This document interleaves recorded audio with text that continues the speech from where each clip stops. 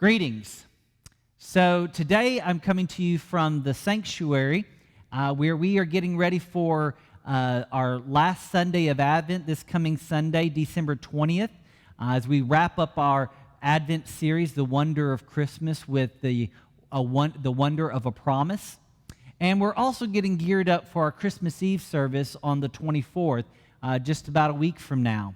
For our Christmas Eve service, we do have two services. We have a 3 o'clock service and a 5:30 service. And we're asking people to sign up for those services, have been for a while now, so that we can maximize, make sure that people are able to participate in that. And so we're asking you to go out on our website, fill out the sign-up form, and let us know that you're coming and how many in your party, and that way we'll be able to accommodate the folks who want to come out and celebrate that time. But I really want to spend our time with you today just talking to you a little bit about some changes that are going to be taking place after our Christmas Eve service next week on the 24th. So the church council met this past Tuesday, after watching a webinar and participating in a webinar that the bishop of the Arkansas Annual Conference, Bishop Gary Mueller, and the COVID task force of the conference wanted to share some data and some tools to helping churches make determinations about whether it's safe to be having in-person gatherings or not. And what we have had to take into account is that right now we are in the middle of a surge. Many the cases are rising throughout the state, but specifically we were asked to look at what it looks like on a local level. And so in Benton County just yesterday, the new infection rates was at 57.1 per 100,000 residents. And that's in the red zone. The deep red zone is 75 or greater. And then, but also concerning is the positivity rate in Benton County is 18.9 yesterday. That means that there's either a lot of positivity, a lot of tests that are testing positive, or there is insufficient testing going on, and there's probably a greater amount of community spread. And so with those in mind, we have been asked to consider ceasing in-person gatherings for a period of time. We are also understanding that over here in Siloam Springs, we're a bit removed from the population centers of the county with Rogers and Bentonville and Lowell to the east. And so with that in mind, we also wanted to look at what does it look like here in Siloam Springs. And so the most recent data that we have shows that in the 14-day rolling average, which would have included anything after Thanksgiving, we are right now at 54 new infections per 10,000 here in Siloam Springs. Anything above 50 is considered the red zone. So we know that there is definitely a surge in community spread going on here in Siloam Springs as well.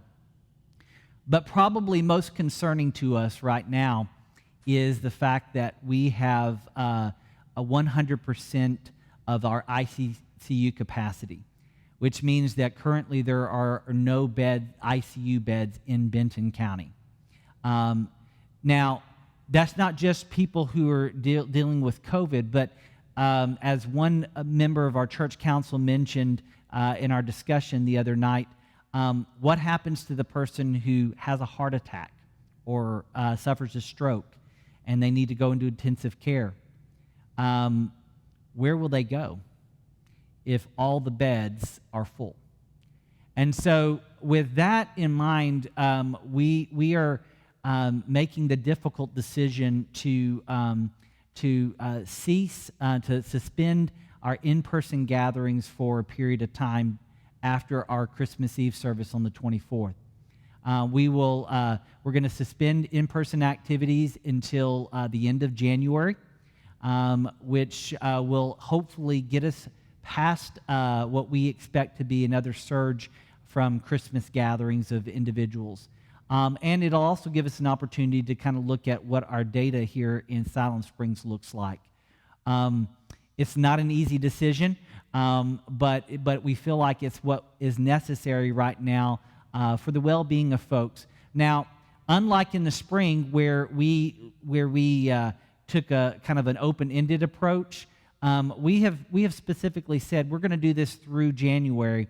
We're certainly going to reevaluate it towards the end of January, but the hope is that if things are trending better or trending down at that point, that we will resume in-person worship and our small group gatherings. We'll still be doing it from a socially distant standpoint, but we will be able to do that.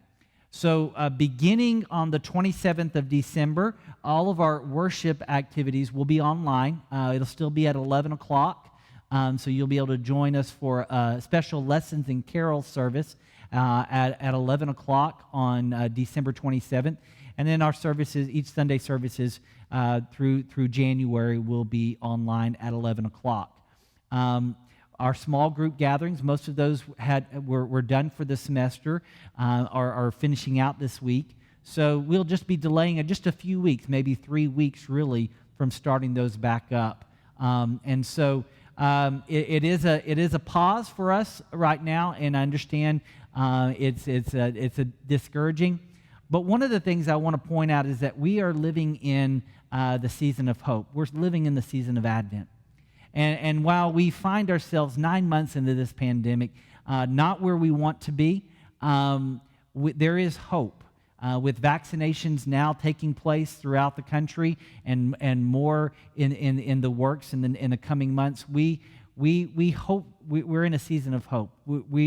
I truly believe that we are going to be on the other side of this in a matter of months. And so I hope that you will stick with us, that you will continue praying for us, praying for our staff, praying for our members, our leadership, as we continue going through this difficult time that we find ourselves in. Until then, until we visit again, may the hope of the season be with you, and we'll see you soon.